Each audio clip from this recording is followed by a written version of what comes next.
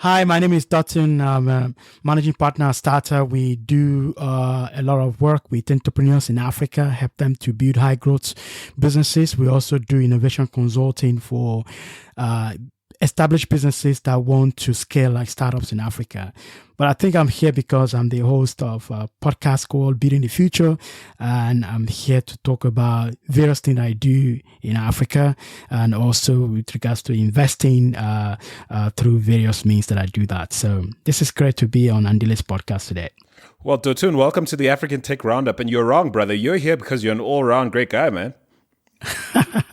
I hope so. This is the table turning around now, right? So I normally interview people, but now I'm now being interviewed. So Absolutely. We're making history here. Let's pick up with some of the things you said in your intro. You live in Bristol, and so we were speaking offline before we started the interview about like all the traveling you do. Where do I find you now? Currently, I'm in Bristol, but I do tell people that I live at the airport most of the time because that's the most constant thing that happens every other month where I am. But my family is in Bristol, but I spend a lot of my time in Nigeria, in Lagos, and I do speak at conferences as well.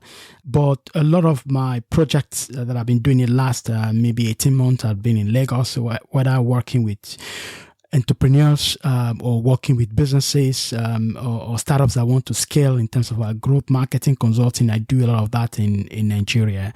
So my team, actually, the guys that work with me, they are based in Lagos. That's right. So we're obviously talking about Bristol, England, and give the people a sense of what Starta does. So what does your team do? You alluded to it in your intro, but what's the average day-to-day for Dotun and his team at Starta? Starta is a very interesting entity, actually. So it started initially for me as an experiment. So I started coming to Nigeria. My background is in the UK. I started my first business in the UK. I joined a VC firm in the UK, and my role was to look into investing in startups in Africa. And within a very short time, the VC firm realized that our mandate or the way we are structured couldn't invest in Africa. And the idea was for me to go back. But I decided to stay in Africa and said, I'm going to invest more on the continent, particularly Nigeria, because I'm from Nigeria, and Ghana, Kenya, and probably South Africa. But I realized where I could play, where I could make the most impact is capacity development. Because I see lots of entrepreneurs that do pitch to me as an investor with potential VC. Very good idea, smart idea, good market, good product, but sometimes we doubt the ability of the entrepreneurs to execute against that business idea. So I started to address that particularly. So the idea was, how do we help entrepreneurs in Africa who don't have access to a lot of mentors, who don't have access to tools and resources that I had access to when I was building my business in the UK? How do we enable them to be able to build high growth business? So we said that, and actually I said that my role here is to help entrepreneurs that want to build $1 billion business. So I believe that $1 billion business will be built in Africa, and my role is to help or enable entrepreneurs that will do so. So we started with a lot of content, writing newsletters. So started with newsletters. So our day-to-day work is we curate and we write good content on how to build business in Africa, how to grow, how to build a team, how to raise money, and all those kind of content. So we have a very good blog, thestarter.com. We produce content, written content every week. So my team do that. But the other thing that people know us for is this newsletter that I write every week. So when people go to thestarter.com, they subscribe to this starts newsletter. with an A, right? STARTA. Yes, THESTARTA.com. And one of the most constant thing that we've been doing in the last almost 3 years now, and that is what I started with Starta when it was just me, was the newsletter. So I started with, I'm going to be writing newsletter to you. If you want to know how to grow your business in Africa, just subscribe. And every week we do 2 newsletters. So one comes from me. Now it's majorly about a podcast. The second one comes from one of my someone in my team called Onyi, and she writes about how to grow your business, how to do marketing. And within a very short time, people know us to be the guys that understand growth marketing, how to grow your business using marketing tactics and data-driven marketing tactics without spending too much money. And within a short time, we are doing programs like workshops and other businesses that are engaging us to help them build a team, to help them with their marketing strategy, content marketing, and stuff like that. So that's what we do on the side. But actually, that's what pays the bill at Starta. So the growth marketing consulting, the innovation consulting is what actually pays the bill. But we also do programs for entrepreneurs. So we didn't lose sight of what started this in the first place, which is how do we enable entrepreneurs in Africa to build high growth business. So we started developing programs. Initially, it was offline programs, an event as well. So in the last 2 years, we ran one of the biggest conference in Nigeria, actually for West Africa, for entrepreneurship. And it's called High Growth Africa Summit, where we got almost 700 people to attend and lots of investors from outside the continent as well. So we're developing programs. So my team is always thinking about how do we enable entrepreneurs to build high growth business in Africa, but also how do we help established businesses to grow like startups. And so we do consulting for them, and even startups as well that have raised money and they want to scale, they want to set up their team, they want to figure out their marketing. We do that. So that's what my team does.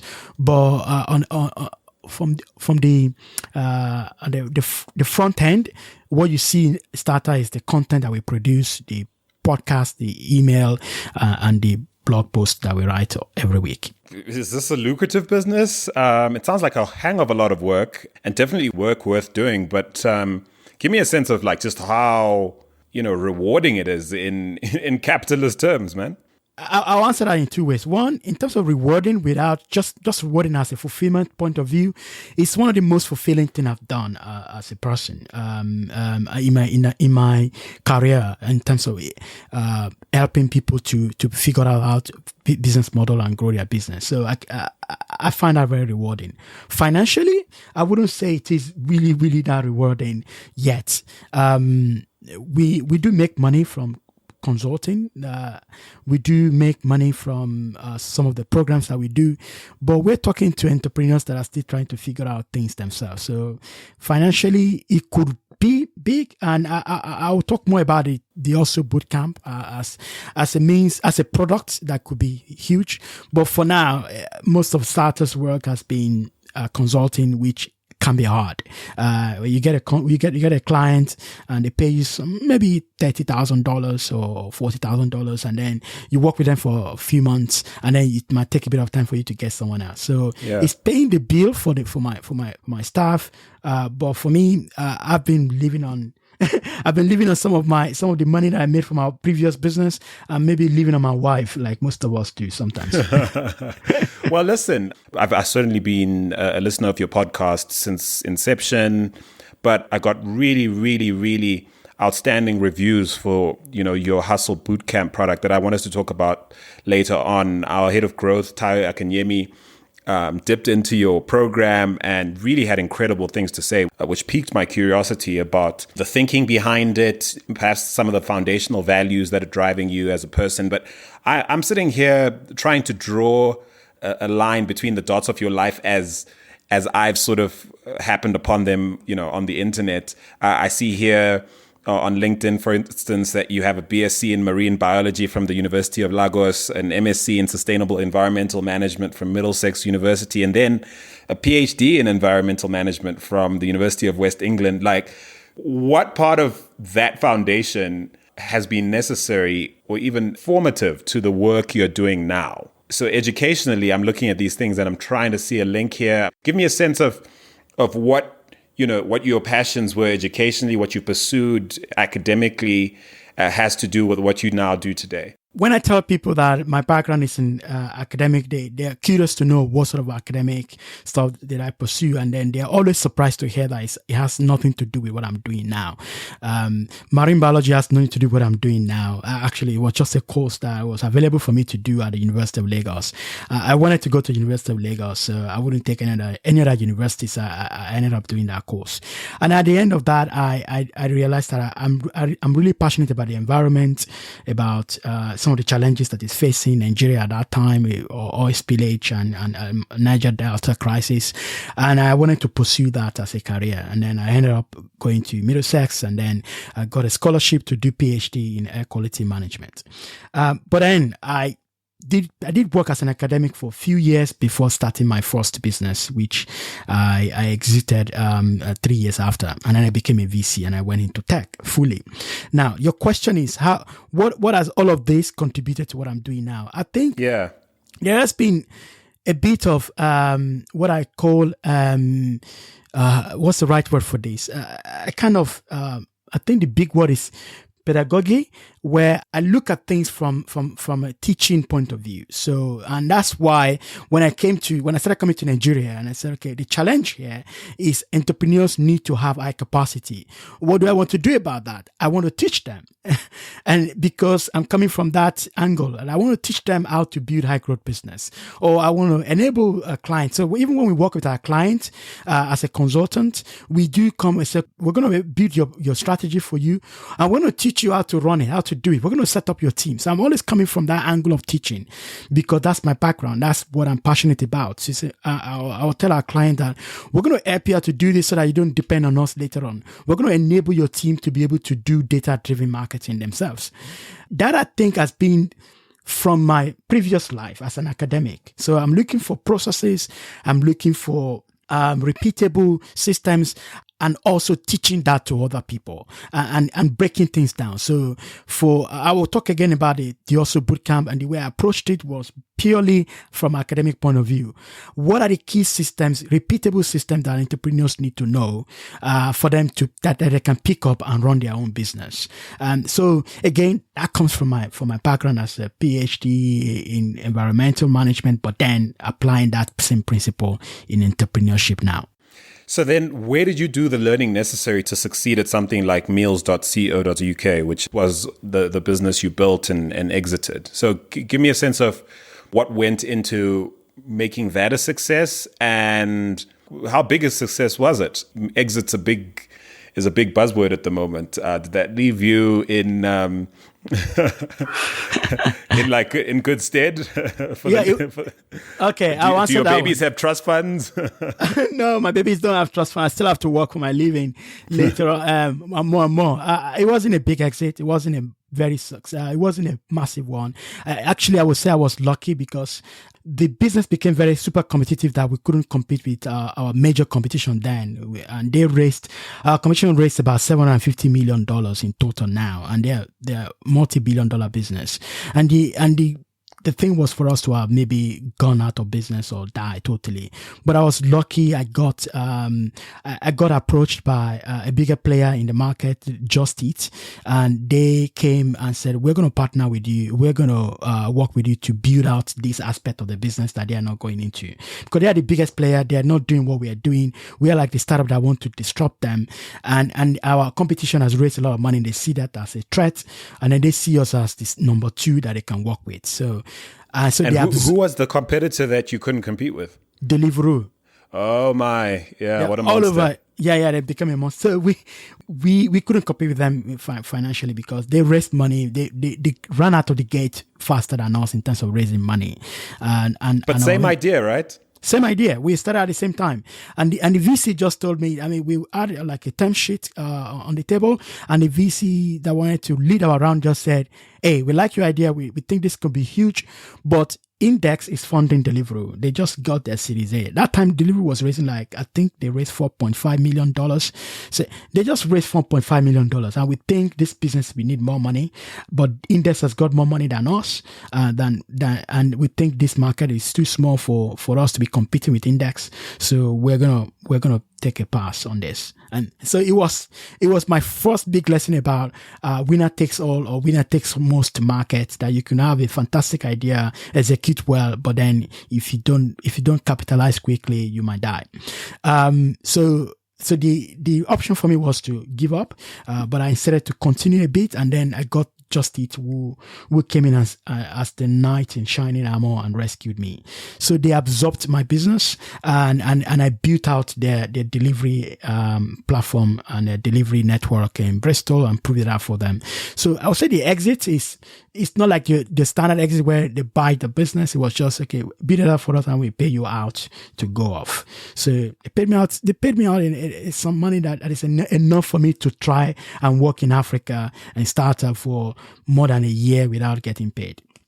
So it's like the classic, that movie shot of the hero walking out of the the ocean in slow motion. Yes.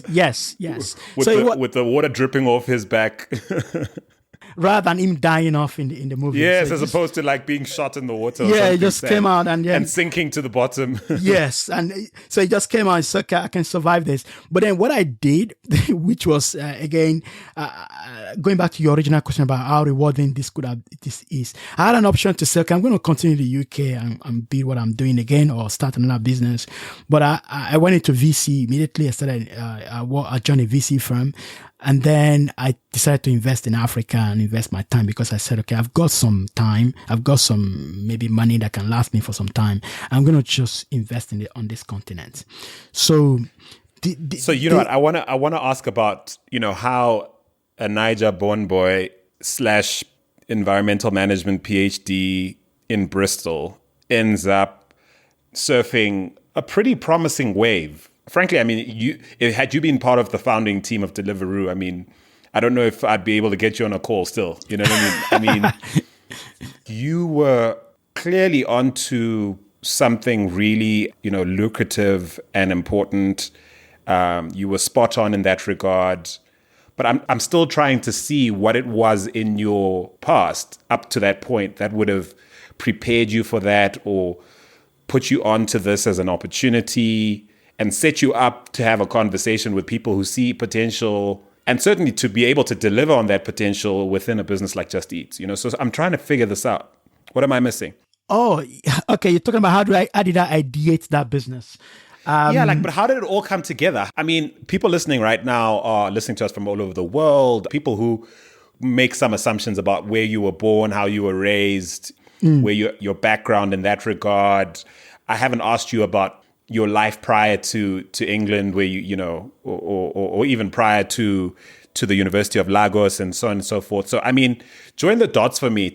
Like, how do you end up in a room with investors on the other side of the table saying, we'd put a lot more money in your business to set you off if it wasn't for the fact that Deliveroo just landed all this money? Like, how does that happen? Like, what's the providence around that to make that a reality for someone like you? Yeah, interesting. By the way, I did raise money before we got to the Series A bit, actually. So how did I get there? Interesting. So the idea, the people, the network required, the skill set required to be a startup founder, a foreign, a sort of immigrant founder in England. In retrospect, it's easy to see this now, but I mean, you were seriously on to like a massive trend. Yes. Early on. Like, how did you call it? How did that all come together? Okay, I'll tell you the story of how it started. So I was doing my postdoc research fellowship. I was pretty secure as an academic. I was probably maybe I enjoyed my PhD. I enjoyed the freedom it gave me. But when I started my postdoc, I wasn't really getting fulfilled. It was 9 to 5. It was too box stop. And I wasn't doing well. I was just restless. It was just not me. We were doing some consulting work. I was doing some teaching. I was writing proposal for big research projects, but I wasn't really feeling it. And then I just bought a house then in the UK, and I needed to. I said I needed maybe extra income. And I said I needed something to fill in my time in the evening rather than just watching Netflix. So I decided to take up a job as a delivery driver just in the evening. And I said, okay, I want to take on something that will not task my brain. And I enjoy driving in Bristol. Bristol is a very beautiful city. I just applied to this job as a delivery driver for a restaurant. And it was a posh restaurant, very good restaurant in Bristol. They just started doing delivery for some of their customers that are asking them for delivery. And they have about 4 restaurants in the chain. And they needed maybe a delivery driver to just come around. So I just said, okay, I'm going to do 2 days. So I go there and I'll be at the restaurant. They'll call me up. Say, okay, we got delivery at this particular address, and I'll go and deliver. And I would do maybe like 4 deliveries a night. And I was thinking, these guys are paying me about £6.50 an hour. So they pay me maybe about $25 or £28 for the whole night, but I only do like 4 deliveries. So it's not really profitable for them, but they want to keep their customers and they want to keep them happy. So surely there must be a more efficient way of doing this for restaurants that don't normally do delivery. So just a background in the UK, restaurants can be classified into the ones that do delivery, the takeaway restaurants, and the ones that don't. That was before then. The ones that don't are like better quality restaurants, and they don't have drivers in front of the shop waiting to do delivery. The ones that don't, they have that logistics set up, and they're on Just Eat, where they aggregated those restaurants, and you can order, and then they send the delivery to you. And these good restaurants that don't do delivery, they don't do it because they think their food cannot travel, but most importantly, they don't have the logistics for that. So I started ideating that. I said, what about if we aggregate these restaurants together and they don't have to worry about the logistics? We just set them up online and people can order, and we get the driver or the delivery guys to go and pick it up and deliver for them. So we can now do delivery for restaurants that don't typically do delivery. That was end of 2011. And I was telling some people about it, and a few people said it's not going to work. How do you coordinate the drivers? And I was thinking, yeah, but mobile phone is there. You can just create an app or just aggregate them using an app. But anyway, I started ideating it and I said, I'm going to do this. So I then spoke to the restaurant I was working at. I said, I'm going to aggregate you guys together. I'm going to get more restaurants on this. Initially, it started with me just hiring more drivers, and they were just calling those drivers. They will call me up, and those drivers we go and deliver. So very basically manual. And then I launched the website, and I added more restaurants. I remember my first restaurant that I called initially with this idea, apart from the one I was working with. I just called. I said, hey, I know you don't do delivery, but I can help you set everything up. You just pay me 30% of the food ordered. And they said, you are mad. And then that one didn't pick up. Then the second one, the guy said, okay, let's have a chat about this. And I went to that restaurant. It was an Indian restaurant. And I said, I'm going to do everything for you. I'm going to put you on the website. I'm going to get the drivers to come and pick up the food. And you just pay me 30% of the food ordered. And the guy said, okay, fine, but 25%. And then we agreed on 25%. And I knew then that I've got a business. If the guy can agree on 25%, somebody else will agree on 30%. So I went to the next restaurant and I signed them up at 30%, and I signed up a lot of restaurants. So I started doing that. I got initially angel investment from some of my friends. And then I did all the classic mistake that entrepreneurs make, which is spend too much money on marketing, hire the wrong people, got an office because I thought that's what entrepreneurs would normally have, printed a card, have like landline phone, all that stuff. It just wasted quite a number of money. Welcome to the club. But then things changed when I was running out of money. I've left my job then. I wanted to do this because I wanted to give it a shot. And then I saw that one particular startup online, and then I used to read a lot. I was reading everything about entrepreneurship. I was writing my business plan myself.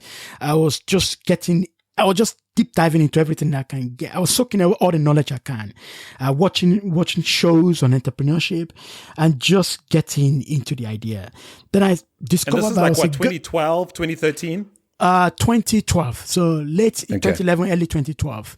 Okay. And then, so actually, no, 2012 to 2013. So 2012 was when I launched the platform originally.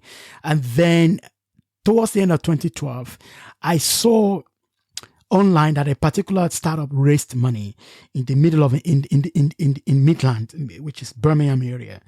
And I was looking at their website and I saw the names of the investors that had invested in his company, and I was Googling them, and I Googled one of them, and I realized that he has like a boutique boutique investment vehicle where he invests in startup and he asks people to apply.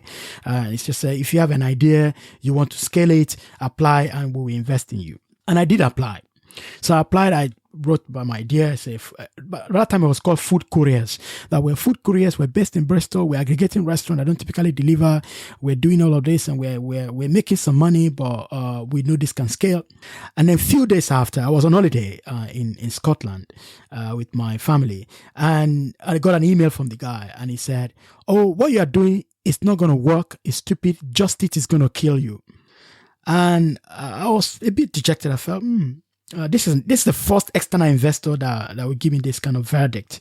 And I felt, should I respond to him or should I just say, okay, maybe it's true and then just move on? But I said, actually, I've got a PhD. I know how to argue. I'm going to respond to him and I'll tell him 10 reasons why he's wrong. Okay, and why I'm going to succeed. So I wrote him 10 reasons why we're different from Just Eat, why this is going to scale and why it's wrong. And the last bit was, even though if this is not going to work, I'm going to try it anyway. And it's not for you to tell me that it's stupid. There's that Niger Bond boy. There he is. And I sent it to him.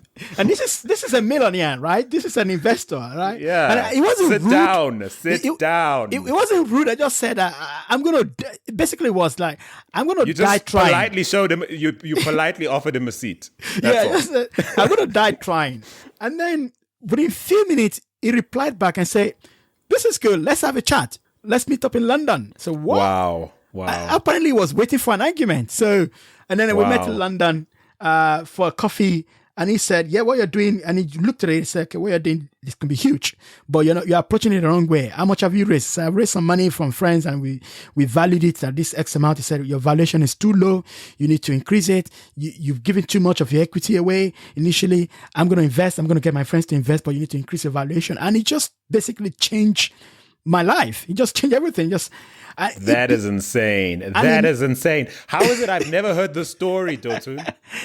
I don't know. Maybe we've not had too much coffee. We not had too much drinks together enough. No, we to haven't share. sat down long enough. Clearly. Yeah. So it was like change. It just changed my view. So you need to increase your valuation. It drew a map for me. So okay, if you raise money here and you give it too much now, you're not going to get the right investors later on. And it just basically taught me Startup 101. And it also said, you have a co-founder at that point. I don't have. So you need to get a co-founder. You need to get a CTO. You need to hone your technology. You need to scale this. Basically, and it's, I'm going to write you a check. I think that time it wanted to do like 50,000 pounds, and he said, I'm going to get my friends to also invest. And I was going back to Bristol on the train, and he sent me an email. I said, Dotun, you need to think bigger. And immediately introduced me to, his name is Doug Scott, by the way, and Doug has been one of the most prominent and impactful person in my entrepreneurial career so far. He's been following everything I do. He's been investing, and actually he also put some money in Starta as well. He's been investing and doing it since then. He's been my biggest supporter. Wow. And he introduced me to a friend of his, and the friend just replied immediately, yeah, let's have a chat as well. And it's funny, another story about a friend wanted to meet me, and we fixed the time to meet in London. He said, yeah, I'll be in London at so time. Let's have a chat. Let me know more about your business. And the day before that, apparently he sent me the wrong date. So he said, hey, Dotun, are you coming to London today? I'm in London. I said, oh, but it's tomorrow. The day I agreed to is tomorrow. And I said, but anyway, I'm going to be in London now. I'll leave my house. I remember where I was. I was in my bedroom, and I saw the email. I said, yeah, I'm going to come now. Anyway, don't worry. Forget about the mistake. I'm going to come now. And that was super impressive to him because he felt, oh, you're so very flexible. You are a die-hard person. So I met up with him, told him about the business, and the guy said, I'm going to invest as well. So there became and he said they want to invest more than Dog, and then it became a bit of a fight about who is going to invest more and stuff. And it drew more other angel investors in. So I did my first external series seed round or mini pre-seed round. And a few months after, I raised money from a VC. And that was how we started scaling. Wow. What a story. And none of What a them, story. Do you remember like one of the things? Sorry, and none of them? none of them is black, by the way. None of them is African in any way. So, and none of them are, all my angel investors and I got introduced to that invested. Actually, I did well getting money from angel investors because they bought into my story. So this is how I start my pitch with them. I said, hey, I'm an immigrant. I came to this country at that time, maybe 10 years ago. I came with very small money in my pocket. I started a PhD, blah, blah, but I'm planning to live with more money in my pocket, but I want to build a massive business and I want to make an impact. And that's how I start my story most of the time. And they see me as this diehard African that is coming here to build massive business in the UK. Oh my word. How much of this little piece you just told me now speaks to seeing your background and everything you've come from as a massive asset as opposed to a limiting factor? And do you think that's a chronic issue other Africans struggle with? There is the reality of Africans not getting funded as much as a Caucasian or European in the UK, or even non-British person getting funded in the UK. There is that aspect of it. But once one can get away from the mindset that I cannot pitch in front of a non-African person, you need to go out there and pitch, and sometimes people judge you by the quality of your idea. But I also understand, and I think some people will hold that view as well, that people invest in people, and I agree with that. And so sometimes it's very easy for a Caucasian, a British VC who studied in Oxford or Cambridge to invest in someone else who studied in Oxford and is white like him or her, because there's that relatability. And I see that as well in Nigeria, where a VC like me will, or investor like me will likely invest in a Nigerian that studied in the UK or US and speaks a certain way, or I've worked in certain places, worked in Facebook or Google, and I'll be biased towards that person than a Nigerian who studied all their life in Nigeria. And so there's that, and I can see that going through. But for an entrepreneur, you need to see beyond that yourself. Yes, acknowledge that it is there, but don't let that be a limiting factor. Just go for it. The quality of your idea, the quality of your personality, can go a long way as well to open doors to you. So when I talk about my story when I share my story to a lot of African audience, they sometimes wonder, how did you raise money from non-Africans in the UK and who don't know you from anywhere? And basically, it's the quality of my idea and the quality of my personality, or my personality, not quality of it, but the way I approach them, and they can see that this is a genuine business that can scale, and they can. So apart from them wanting to support an entrepreneur, they can see something valuable in the idea itself. Why would a story like yours be unlikely within the context of Black society or African society or Pan-African society? Or maybe I'm not onto how in some ways your story actually is many other people's story out there within the context of our society. I think my story is not that unique to a lot of entrepreneurs in Africa as well. There are some people that have raised money especially in Nigeria, from people that they don't know at all, that maybe they sent a pitch deck to and they call them up. Maybe in an argumentative way like mine, where I argue with Doug and he became my investor.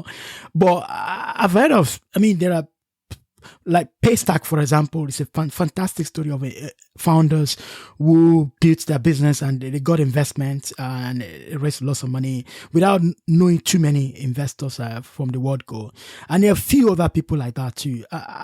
But I think there is validity in biases, and biases, especially in a venture, is real, especially when investors are kind of guided and they only get leads from introductions, and they want to invest in risky businesses based on something that they can relate to, and that lends itself to a lot of biases about who the founder is or who you think the founder is or where it's from. So if your question is around that, yes, there is that bias, and I don't know how to solve it, because I've been on the other side as well, where I'm evaluating deals and I'm looking at various points that I'm checking to see whether this deal makes sense to me or not. And part of it is, can I relate to this founder? Do I see this founder as a person who can build this business to a place where is financially rewarding for us as a VC? And so why would your next step from this experience be, venture capital as opposed to rinse and repeat? That's a super interesting question. So when I left my other business, there were other ideas that was milling around my head because I've not done this, and now I know where I failed, I know where I made mistakes, and I know how to do this better. And there are some of my angel investors who were ready to back me up again. But I had a good chat with Doug. I remember that chat when he called me, when we started speaking, and he said, yes, you can do something in the UK, but you'll make more impact in Africa because you are ahead of the curve. I think you used that word. You are ahead of the curve for most people that want to do something similar to you. And it was that sentence that said you can make more impact in Africa that actually got me. And he said, I can give you a very good way to get into this. He was just building out his own VC firm.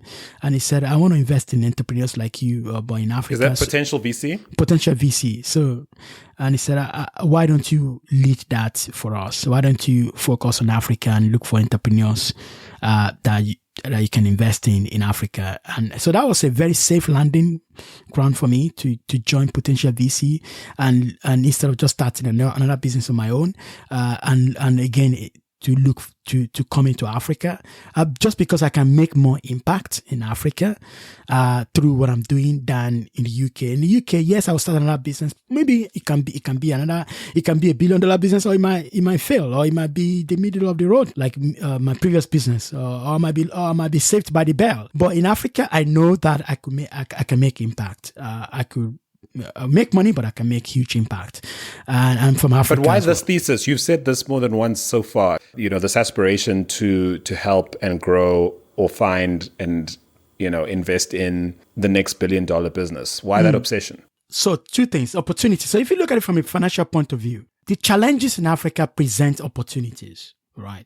There's so many things that have been done here in the UK or US that in Africa, they're not yet done and the government cannot do them. And it just presents itself for an entrepreneur to solve that problem. So that's from opportunity angle. But there also the population. Look at the sheer population of Africa and the age of that population, how young it is. We've never been this connected, this educated, this socially upwardly mobile, even financially rich. We've never been this rich as a population, even though we have challenges. And that growth is going to continue.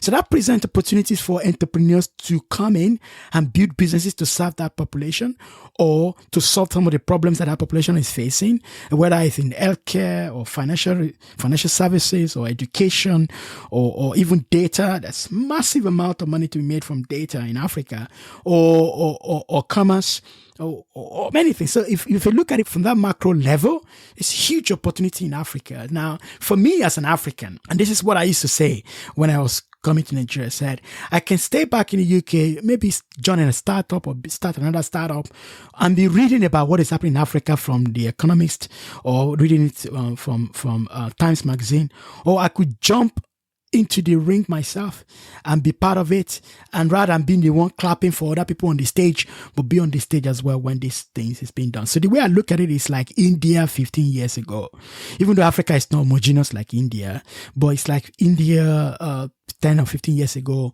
or Silicon Valley 50 years ago.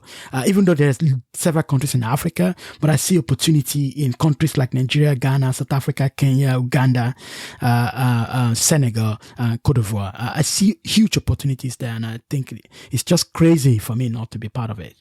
So, I mean, I buy into those macros. It's just, there's so many ways to do good business, and cumulatively, if enough of us do, the economics of that work out for everybody. I just, I suppose I'm at the stage in my inquiry within the space where I'm starting to question why VCs seem obsessed. I mean, beyond the obvious model that demands high growth, high return businesses, like what's with that obsession? Are there not other places we can, or other healthier obsessions to nurse within this context? Do you understand what I mean? You mean obsession about Africa or what? At this point, I think it's fair to say I have a beef with the prevailing doctrine of VC.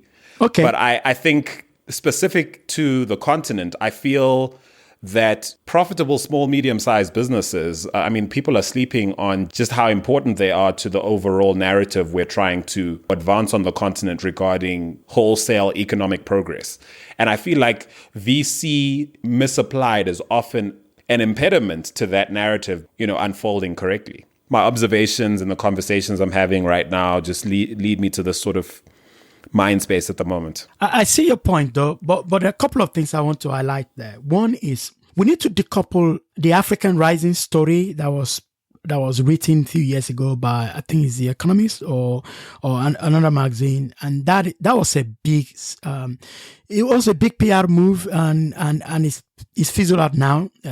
It's not that real. Some of those macro story about Africa rising is not. It's not playing out as it's supposed to be. So, but it helps drive that move, that rush for Africa. And some people that jumped in, some of them are left now, and the real people stayed. So we need to decouple that. That's number one. Number two, the VC as an industry, it's a very small segment of the private equity. It's an asset class in the private equity, right? And if you look at the amount of money that have gone into Africa from private equity standpoint of view, VC will be like less than 5% or 4% or thereabout. And the VC industry in Africa is very, very new. Actually, VC industry in Africa is like a startup. Okay, everybody's still trying to figure out things, and in a startup there are a few things that when we go through, there will be a lot of circles that we will go through. But one thing is very, very important when you're starting this kind of industry is the hype. The hype needs to be there. The hype about the kind of businesses they are going after, and a sub-segment of the businesses they are going after are high growth, tech-enabled, innovative businesses. And that will be very small segment of the kind of businesses that happens in Africa. The most important or the largest segment of business in Africa will be SMEs, will be the madam or the lady who is selling groceries in front of her house in Lagos, and millions of them all over Africa who are serving their community and making money to pay their rent or pay their children's school fees. Those are the most important fabric of the business world in Africa. But the VC have to actually target not those people, but high growth, big, scalable businesses that can make huge impact. Now, they need to talk about it as if it's the most important thing that's ever happened to the continent. And they need to continuously do that in order to attract the right investors, to attract the right entrepreneurs to build those kind of businesses. But I agree with you. It's not the only story.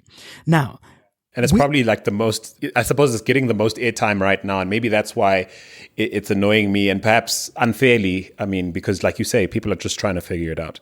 Yeah. And again, because you and I live in a bubble where every other person that we meet is saying the same thing because we are in that bubble. And I was at a cocktail recently in Lagos where there are private equity guys. And there was a different bubble. These guys are talking differently. They raise more money than VC firms in Lagos. They are talking to businesses that we don't talk to.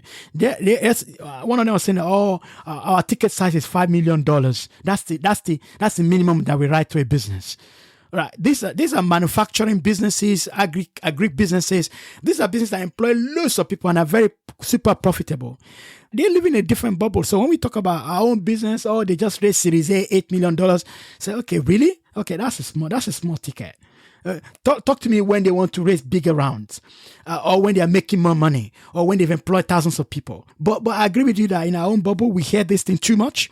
But I need to say something about VC model in Africa, by the way. I think VC model in Africa needs to be totally and radically different from the VC model in the US or UK. We need to stop this copy and paste that we have from the Silicon Valley, but we need to adapt it in a different way. And I think there needs to be some focus, and that's why I like what my friend Kola, is trying to do to the Ventures platform, because I'm part of Ventures platform, working in some ways in shaping things that we're doing there, and looking beyond technology businesses, looking beyond online digital businesses, but looking for innovation everywhere. So businesses like one of the businesses that we invested in recently is called MDAS, which is Medical Diagnostic as a Service. They build diagnostic centers, medical diagnostic centers. They're high capex businesses, and they're going to scale not like your standard e-commerce business. They're going to scale in a different way. And I think there needs to be a rethink about how VC model should be in Africa.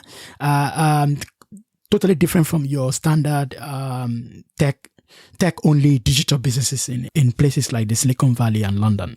So you notice I didn't interrupt you at all, because I feel like when issues of this nature are unpacked in the way you have now, I think it really is a service to our ecosystem, to observers of this ecosystem. And I take your point fully on the chin regarding the bubble we're in. And I suppose my bleeding heart is mostly just because of the under-politicized nature of the role of digital in Africa's economic future. And I suppose the bubble I'm in, or the bubble I'm mostly in, houses what I would consider, or what many consider, technologies that could prove to be multipliers in ways that very little else can and will be in the future. And of course, I may be wrong about that. Perhaps the future will tell. But maybe that's why I feel so burdened about this particular space and the rhetoric that surrounds it. We need to have that conversation going forward, by the way. Yeah. We need to because the venture industry in Africa needs to be totally different, and it needs to serve the continent well. For example, the question about billion-dollar valuation businesses, it has to be unique in Africa. It has to be, probably, in my opinion, it has to be about revenue, because we don't have that kind of exit. We can't have as poster children for success what's going on with Jumia, for example, in my opinion. Correct. Yeah. So one of the theses that we looked at Ventures platform was, rather than being fixated on this valuation, we're fixated on revenue. And in the sense that, can we invest in businesses that will generate $100 million revenue per annum at some point? Can this business be as big, and can this entrepreneur or this business model serve that? And that, looking at that as a North Star for what you're looking for, rather than valuation, because valuation is premised on the fact that there are other people that will buy it. There is a mature public market, or there are mature secondary buyers that will buy it. There's a very sophisticated M&A structure. And those are the assumptions that VC in the Silicon Valley have when they're talking about valuation. You're being very kind, because I see the assumptions being made, frankly, something more akin to a Ponzi scheme. Okay, yeah, we're going to what? But I'm being unfair. But I mean, to some extent, I suppose that it's worst. Really, it's nothing more than being part of a system that guarantees a return on investment without actual value being created. And it guaranteed return on investment for very few people, for very few players. Yes. And so it enables a lot of people to play, but only very few players get results. So the top startups are the top entrepreneurs will be the one that will get the exit, if there is one. And then the top VC firm are the one that will return the fund. Most VCs will fail. And even in the Valley as well, most VCs don't return fund. Yeah. And so, yes. But all this happens whether or not the actual investment vehicle delivers actual value in hard capitalist terms. Yes, but although if you look at most of the companies that are bought, whether they went to public market or they were bought by another company, there's a value that they are delivering. So WhatsApp was bought by Facebook, even though they are not making a lot of money, because there's an intrinsic value that Facebook is seeing in WhatsApp. Fair enough. Okay. I get your point, and I do know that there are limits to my skepticism. But I see your skepticism, by the way. I have that as well to some extent. But then I approach that by saying, okay, we need to design a different form of way of investing in companies in Africa. Let's do business, Dotun. What about business? Let's do business, because I sense that's what you are onto. I feel that perhaps intuitively, whether you realize it or not, you intuitively have a solid sense, even when you're telling me the story for how you came upon the gap that meals.co.uk later sought to close.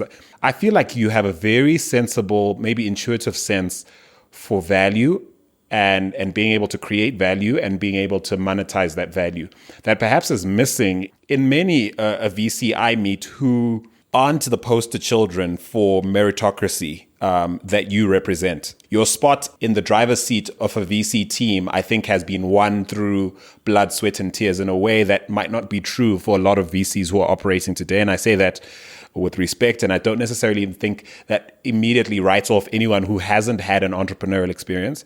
But I do think that even when I observe from a distance what you're doing with Starta, I feel like the DNA of what you're doing, this will probably be the segue where I ask you to talk about the sort of online learning platform you've built. Like everything I've seen you do since you come onto my radar has been linked to actual value in a way that I think is lacking in many, VCs / investor types in your space or outside of it.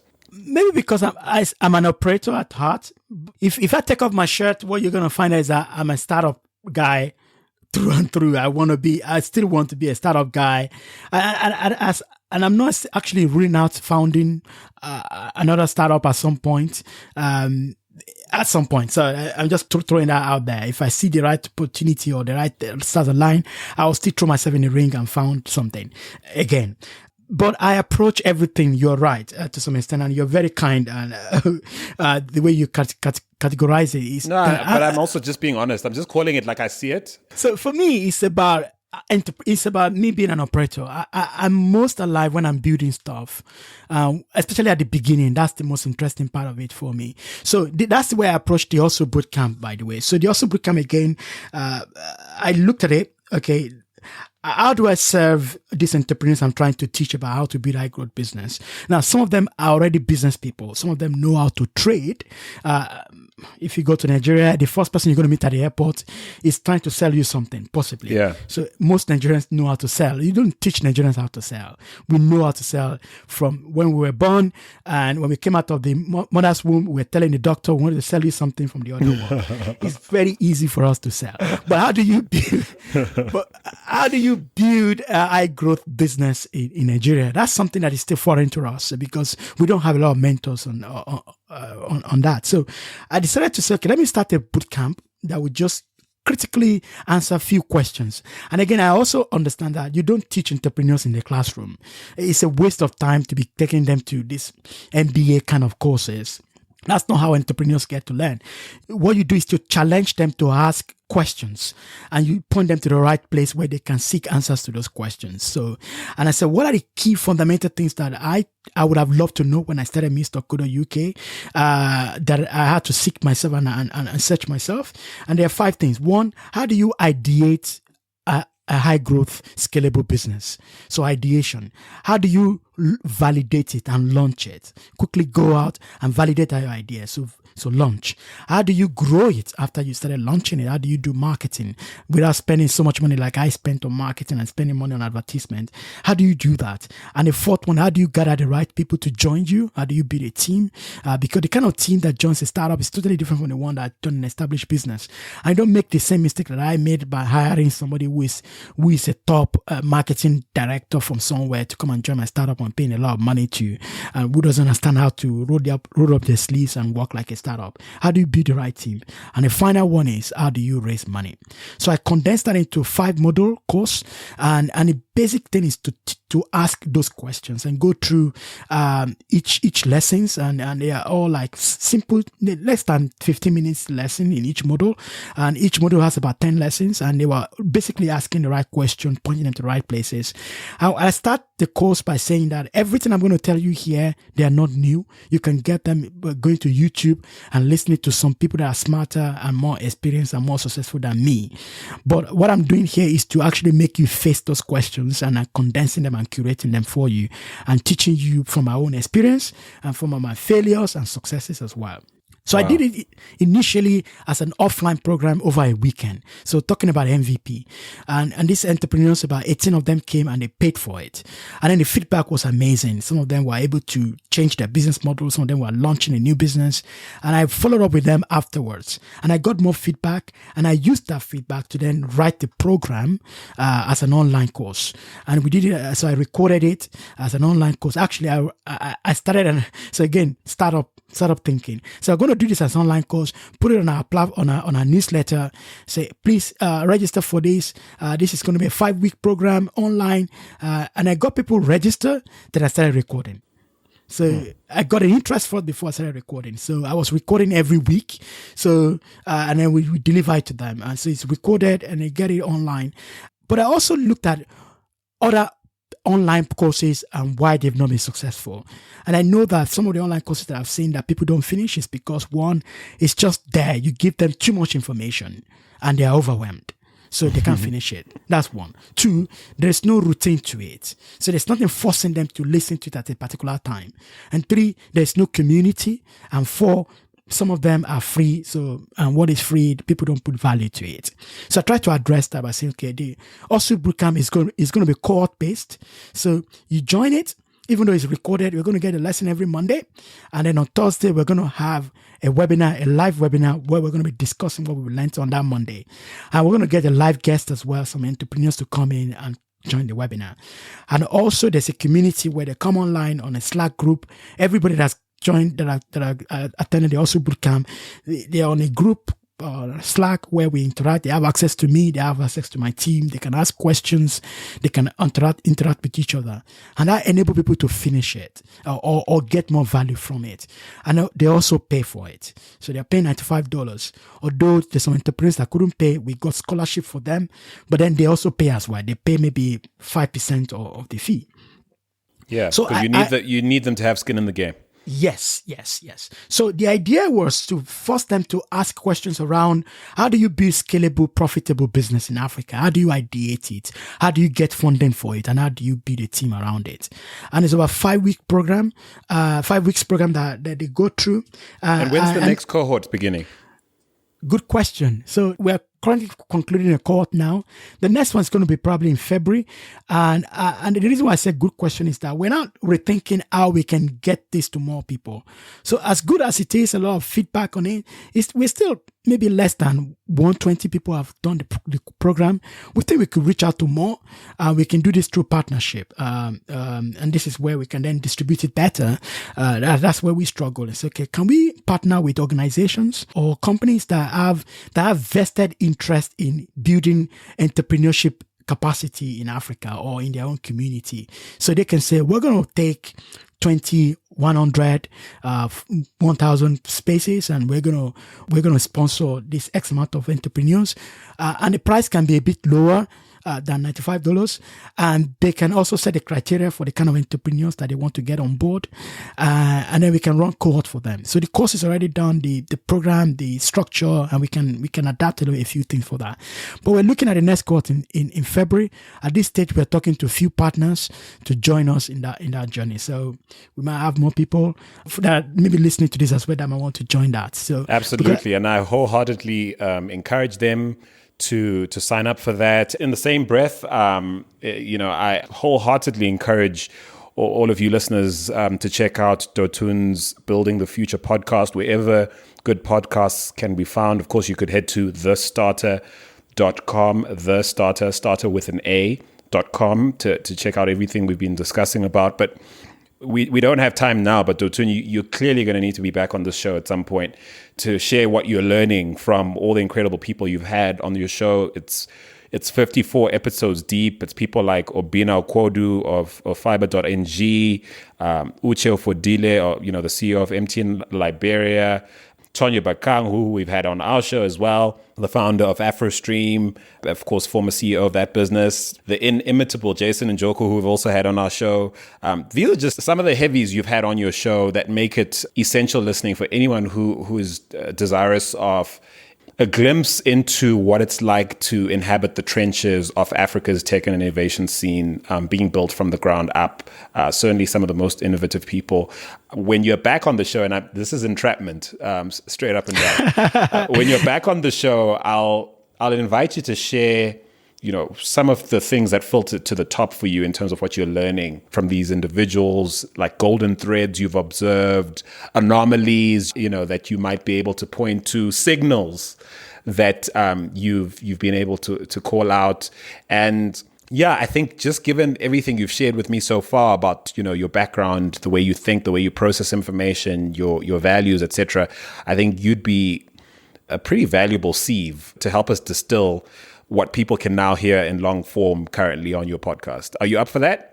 I'm up for that, and I should get you on my show as well. Actually, we've been talking about this for long, and I think we should put a date in the calendar for that to be able to make that happen.